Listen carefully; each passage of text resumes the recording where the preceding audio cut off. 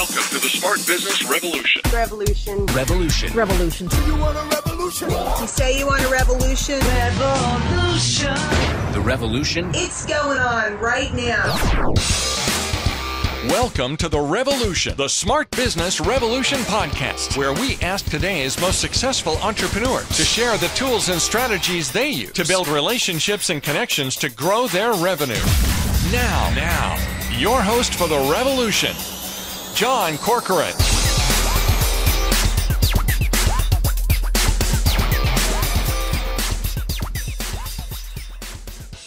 All right, welcome everyone. John Corcoran here, the host of this show. And if you're new to the program, check out our archives. We've got all kinds of great interviews with smart CEOs, founders, and entrepreneurs of companies ranging from Netflix to Kinko's, YPO, EO, Activation Blizzard, LendingTree, OpenTable, and many more. And I'm also the co-founder of Rise25, where we help connect B2B business owners to their ideal prospects. And my guest here today is Jessica Fialkovich. I saw her speaking at the EO Alchemy conference that I attended earlier this year, and she gave a great presentation on how to exit your business. And she is an expert on exiting your business. She's an author, speaker, small business advocate, award-winning business owner. She's the founder of Exit Factor and also the co-owner of Transworld Business Advisors, which has offices all over the United States. She's an entrepreneur at heart. Grew up in an entrepreneurial family. We'll talk about that, what she learned from her grandparents who owned a business.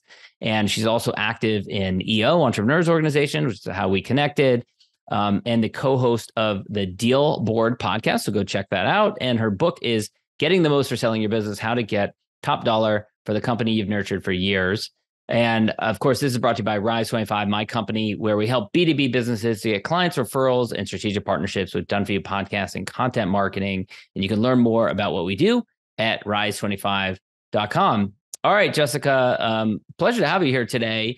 And my grandfather was a lifelong Air Force person. He grew up in the Depression, and that experience, it's interesting how the experience of different generations flows down to affect subsequent generations. So he was a child of the Depression. And because of the instability growing up and having, to make money as a kid just to pay the bills, he went into the most stable thing he could find, which was the military for his entire career. Wow. And you had the experience, your grandparents were entrepreneurs, actually built up a chain of, I believe, pharmacies. Tell me what that was like. Yeah. So it actually started back, I think my great-great-grandparents got started. Their first business was bootlegging. We're from New Jersey. So that's kind of par for the course. That's awesome. So my grandfather was actually a third generation entrepreneur. His parents owned bars and clubs out of Trenton, New Jersey, but he was military too. So his journey started that he entered the military and he was stationed on Pearl Harbor after the attack, fortunately, but he was stationed in the med bay and sick bay, and he got professional training as a pharmacist. So when the war ended, he used some of his benefits, and he had known one of the local pharmacy owners when he was growing up, and he would kind of work the store shelves for him during school and stuff like that. So he used his benefits to buy that pharmacy owner out. And that was his first location. It was called Pryor's Pharmacy, located just out of Washington's Crossing, Pennsylvania. And that's how he got his start. So really was more of a pharmacist, like technician turned business owner, but he did have his parents and his grandparents to learn from that entrepreneurial kind of gene that travels through the family. And they built it up to a couple of different locations, a number of different locations? So he actually, he grew through acquisition, back in the 60s and 70s, probably before it was popular. So bought a few more out, started his one of his own. I think at the height, they had 4 locations, all in that Washington's Crossing, Morrisville area of Pennsylvania, like Bucks County area. How much do you think, because you've done this now in your career, but it's not so strange. It's like what the family does. How much do you think that has affected your attitude? Because you're relatively young, you've accomplished a lot. For many business owners, that's intimidating. But do you think that because you grew up around it, it was less so? It's interesting because I didn't grow up around it my entire life. So my grandfather, it's actually a pretty sad story, but so after he built it up, he waited too long to exit the businesses. And in the Northeast, in the 80s and 90s, these chains like CVS and Eckert's came in, and it really started eating market share from him, and causing a lot of stress and anxiety on his family. My dad in particular. So my dad watched that roller coaster that small business owners travel. And so he ended up selling out for pennies on the dollar way too late in the game. And it really ate away from all the equity he'd built up, his retirement savings. And in the end, he passed away fairly young. I don't know if it was from a broken heart or what, but he had to go back and work for those corporate giants that he hated.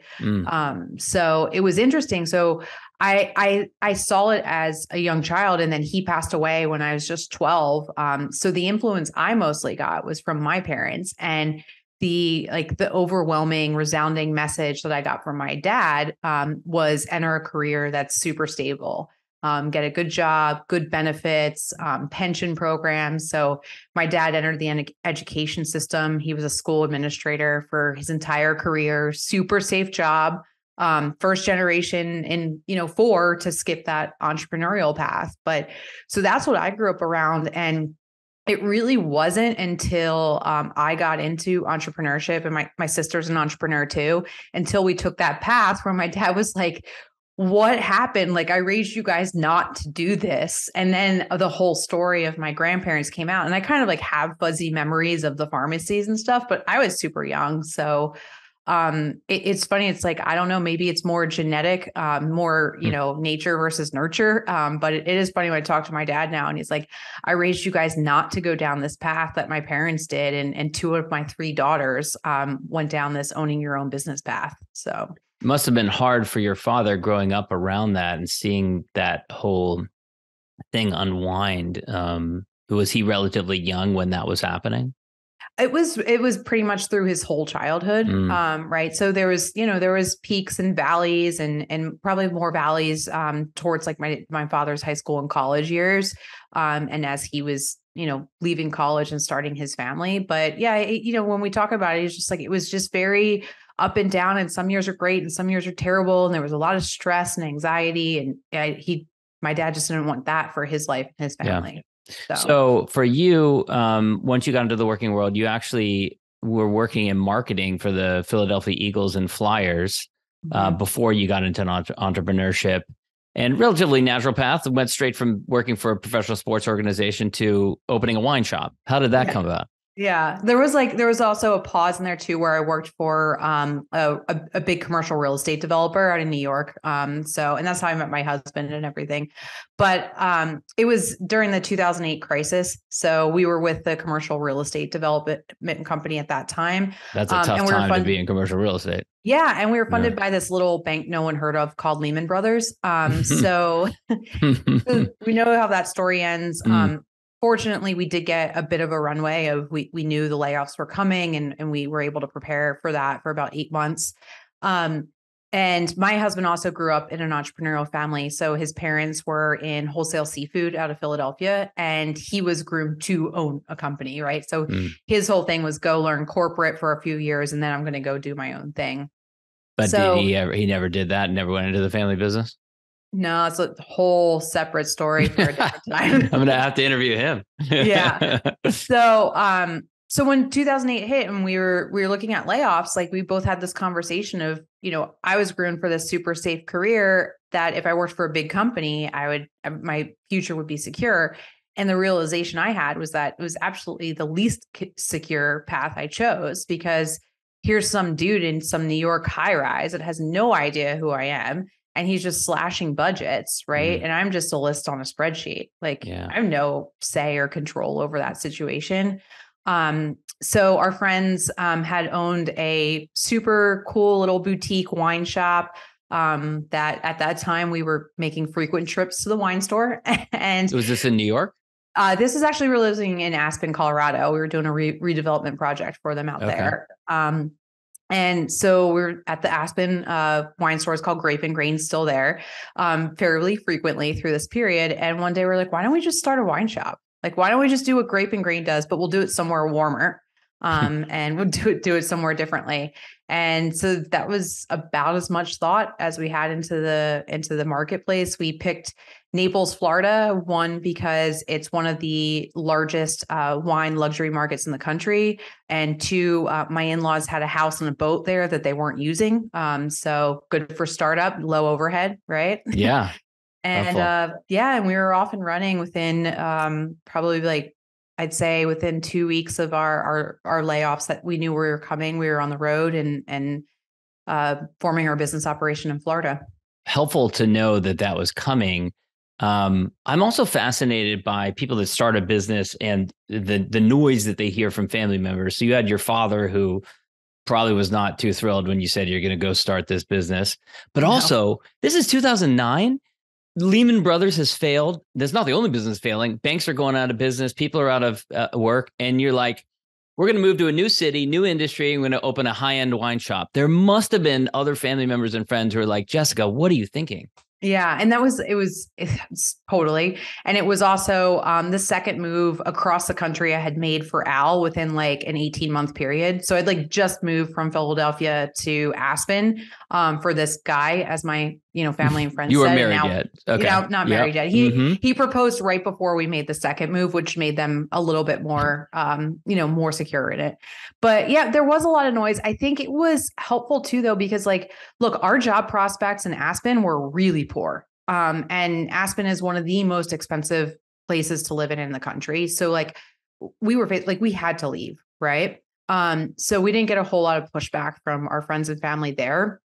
And they're actually super supportive. Like after we went through, like, here's our ideas, and we still had some side gigs where we were kind of making money, and the fact that my in-laws were putting us up and we didn't have a whole lot of overhead. We were 24. I think we got a little bit more support from that perspective. If we'd been at a different stage in our life and like where we're at now, and homes and kids, and I don't think the same support would have been there. But with the low overhead we had and the lack of prospects really to restart our careers at that point in Colorado, it seemed like a good move, I think, from everyone's perspective. Now, in addition to the larger economy having challenges, there's so many challenges related to this particular business. Highly regulated industry. You're moving to a new city, a new community where you don't know as many people. At this point in time, this is 2009, a lot of things are shifting towards online and e-commerce. Mm-hmm. You said that you were inspired to do it by some friends who had a physical wine shop with a physical location, but you described this as it became more of a high-end wine sales online. So talk to me a little bit about some of those challenges that you experienced.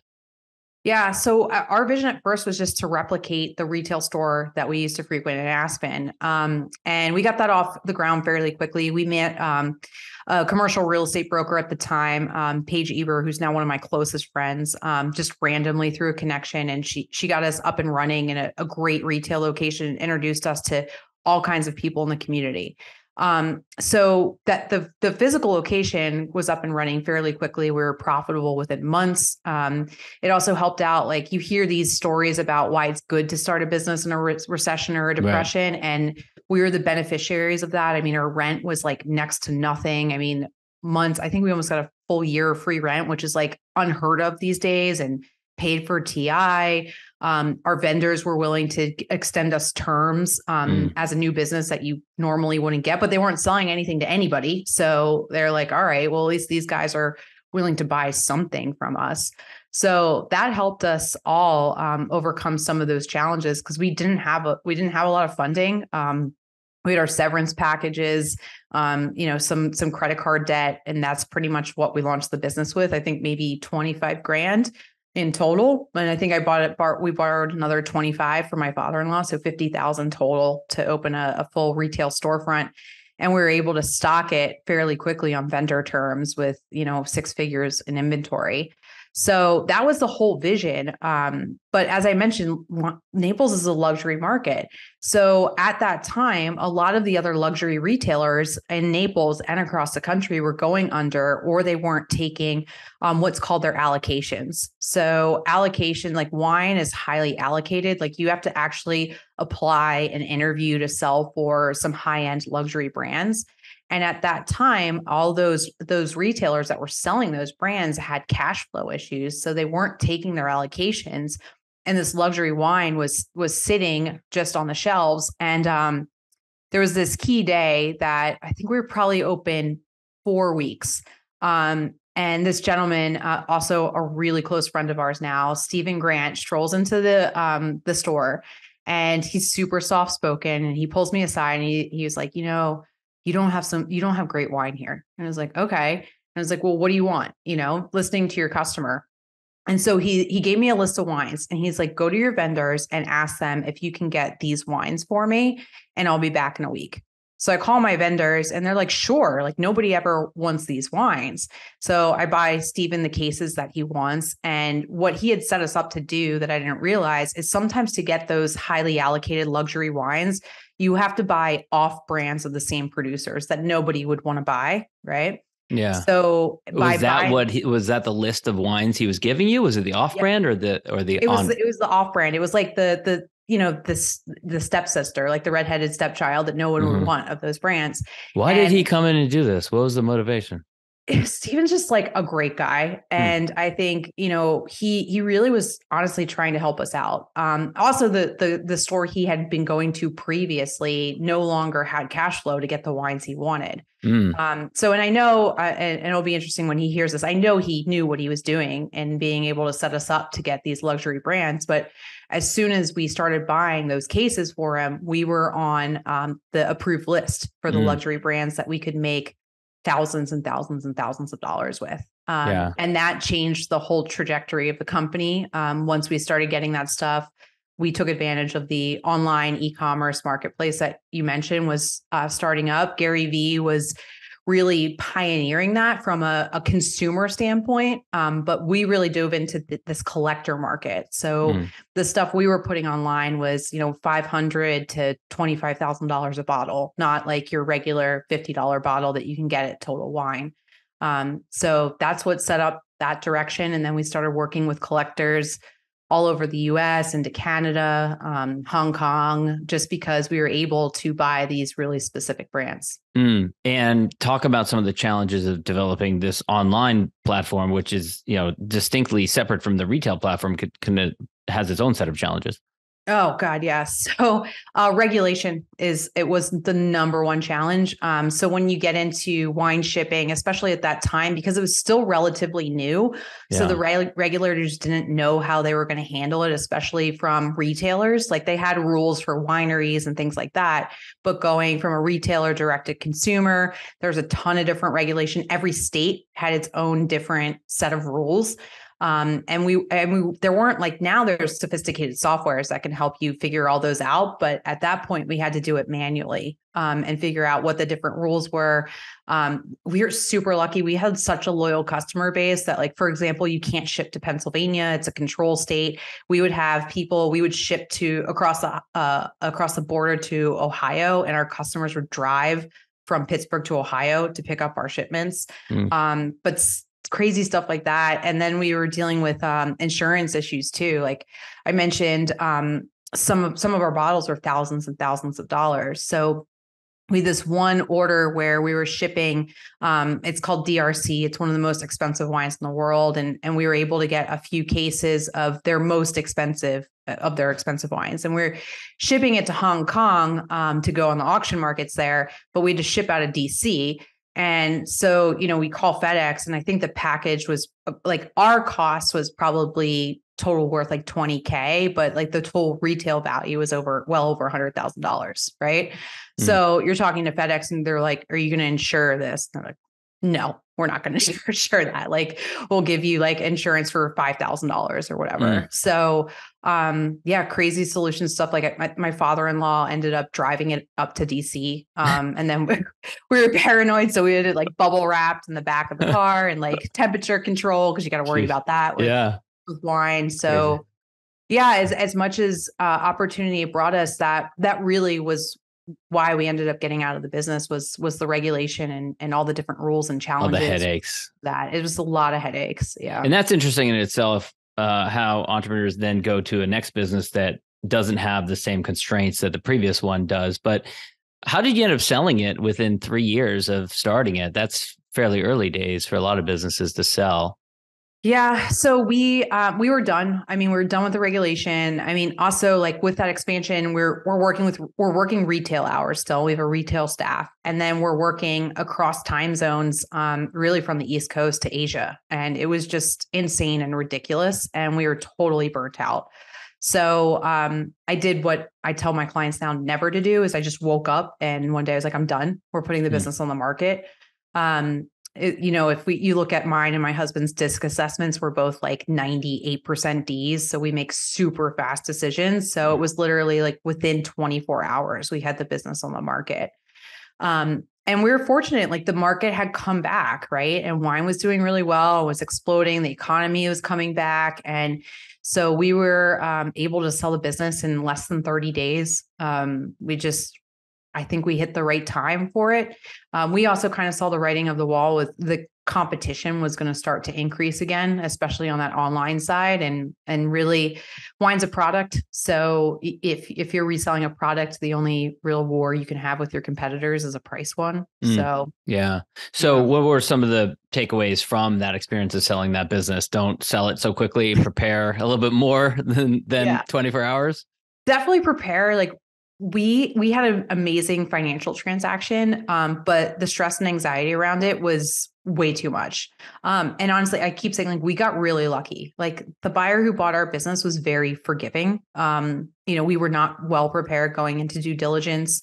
I think a more critical buyer would have torn our business apart and really reduced the purchase price. But we also, we did not do things correctly. So I did tie myself to the business after the fact, which I wish I wouldn't have done for an extended period of time. And ultimately, our business failed. So the buyer who bought our business was not the best buyer, not, the most appropriate buyer, I would say, for the business. And it immediately cut off the luxury online market that we had built. That was really our focus. Kind of destroyed our reputation in that arena. And the business, I think, survived for about 5.5, 6 years just with the retail storefront, but that was not the business that we built. So that's sad to see your business get dismantled in that way from the buyer. So in retrospect, you probably would have sold it to someone else, not tied yourself up as long. But any other takeaways? I think those are the big and prepared in advance. And it's not like we started this business. Like, I was 24, like I said, when we started. It's not like I thought I was going to sell wine at decanted for the rest of my life. Like, we knew we were going to sell, and we knew we were going to sell within a relatively short time period, probably less than 5 years, right? This was an early life crisis for both of us. This was not our career path. Yeah. So knowing that when we were starting, like we could have set up our exit strategy from day one, right? And we just chose to ignore it because we had all these other urgent things going on in our lives. So. Yeah. So what inspired you to get into the business of helping other business owners to buy and sell businesses? Yeah. The first inspiration was actually how we were treated when we decided to sell by advisors. So relatively young company. Like you said, we were only about 30 months in when we decided to sell. We were about 3 million in revenue at the time, which was not huge, but also like we're an EO. We know how small of a percentage. Statistically, that's like less than 1% of businesses get to that. Yeah. And the conversation I had with advisors that I was introduced to our attorney, who was a great attorney, but he just wasn't in M&A. They were all like, "You're too small. No one's going to want you. Who would want this business?" It was a really poor reception. And what I noticed through the transaction is when we did find somebody who was willing to sell our business is what he told us. Willing. And yeah, it wasn't I'm really willing to cut your hair. I'm willing to I'm- sell you this bottle of wine. Jeez. I'm willing to sell your business for a 6-figure commission. Right. And he treated us like, we were like annoying to him. Right. And he was able to get the deal done for a great price, which I am grateful for. But I was saying to myself, and we did a road trip for like 6 months afterwards, and Al and I were talking about different businesses to start or go back into wine or whatever. And I was like, why can't somebody just deliver investment banking level services and advisory services to small business? Like, why is that so hard? Like, why does no one want to do that? And that's really been my inspiration for the last 10 plus years is that's what I want to do. I want to bring the advisory and the services and the information and education all these large businesses have, but just do it for small business and entrepreneurs and not have that attitude about somebody being too small. Like, I mean, like small businesses sell in this country thousands and thousands every year. And for advisors to have an attitude about a small deal or not a good deal is just completely ridiculous. So how do you, there's a natural inclination for a lot of businesses to constantly be chasing something bigger and bigger. So how do you remain committed to that initial vision and not like chase the bigger and bigger? Yeah. So, I mean, like, look, my brokerage firms that my husband now runs, like we do have an M&A department and we run some very large deals. I mean, this year, I think our largest transaction was north of $30 million, right? But we watch our median deal size because we know that the impact that we're making in small business is where our passion lies. But also outside of that, I think it's a good business strategy, right? So you put all your eggs in one basket with a big deal, right? So say that $30 million deal, that $30 million deal takes like a year and a half to work. You have to pull multiple people on it, and it's going to die for thousands of different reasons, right? So from a business strategy perspective, it's really risky to chase those large deals and really stake your whole year on one or two of those, right? When the closing percentage is very low in most of these deals. Whereas in small business, you have more of an opportunity to close, but you don't need to take 3 or 4 people and throw them on a deal to work full time for a year and a half. You can work multiple deals at a time and provide the same level of service, and you're more diversified. So that's really what's kept us true to that is that, yes, it's good to have some, big elephants in the room that you're chasing, but from a safety perspective as a business and where we're passionate, we'd much rather keep our median deal size much, much lower. So Transworld, the company actually wasn't founded by you. So when you founded the wine company, you started something completely from scratch. How did you get involved in Transworld? Yeah, so Transworld's actually a franchise, and my husband and I own probably about 25 or 30 territories of that company. And it's one of those companies that's had probably 6 or 8 different owners. We just did you mentioned the deal board, and we just did a whole history on Transworld because it's been around since the early 70s. 1974, yeah.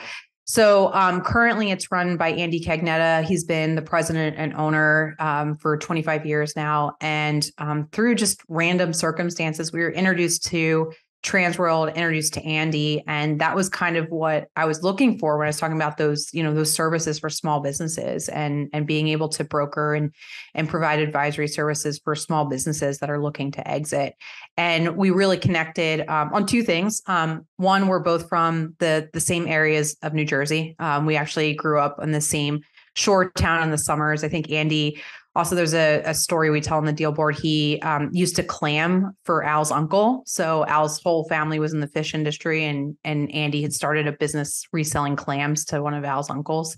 So we had a personal connection there, but more importantly, we connected on that passion of serving small business and entrepreneurs. And really that's where it clicked for me. So there was an office available for resale in Denver, Colorado, downtown, back in 2012. And that was the first acquisition we did with them. So, and so it's interesting. You still maintain a brick and mortar presence. It seems that seems to be a high priority for you.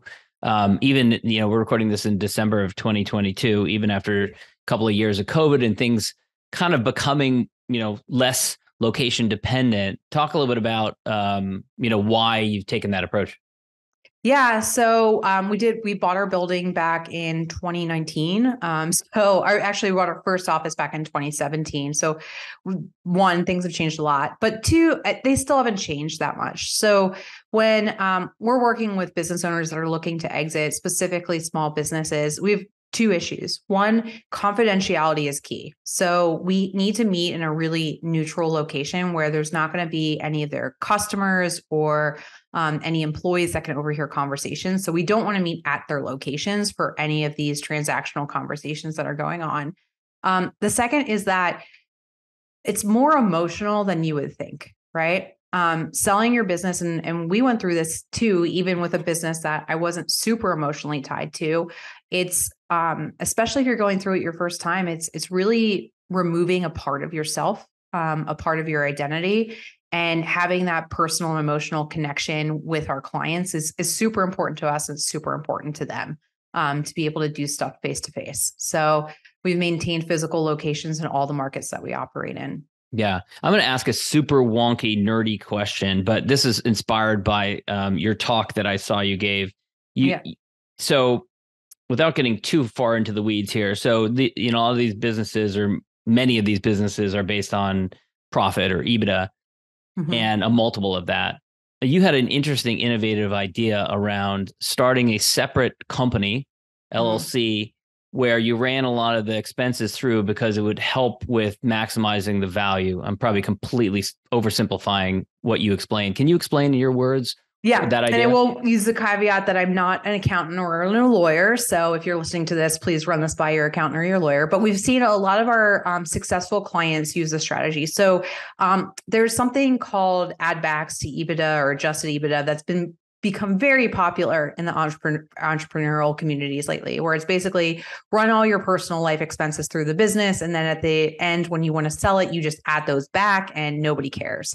Well, that's actually really not true. You can't really add those back, not most of them. And we've seen some crazy add backs. I mean, we've seen everything from Lamborghinis to divorce settlements and business P&Ls. And so what I've seen some of our successful clients do is they have a separate entity, like a holding company or some other consulting company it's really their company that they're doing some personal consulting through or investments or something like that. And all of those add back or non-essential expenses live in that company, not the operating company they're trying to sell. So then the EBITDA is not affected, but they still get the tax write-offs, right? Got it. And so they run it through that, and they take they charge something for consulting or some kind of revenues coming into that business to cover those expenses. Yeah. And that's something their accountants help them with. So. Okay. Now, one other thing, and we're running a little short on time, but as of December 2022, the economy has been very shaky over the last 6 months or so in different industries. Some people are predicting we're going into a recession. There's been layoffs, some bigger companies laying people off. What are you seeing right now across the companies that you work with? Yeah. So the business sale transaction market's still super steady. We actually have had a crazy 3 years. Like business sales increase and valuations and multiples increased very rapidly, 2020, 2021, and early 22. So what we're seeing is it's like a plateau right now. We're not seeing anything decrease, but we're seeing it like plateau. And then since we are heavily involved in looking at in small business financials and helping people prep for sale and things like that, we're actually seeing small businesses weathering the storm of everything that's going on pretty well.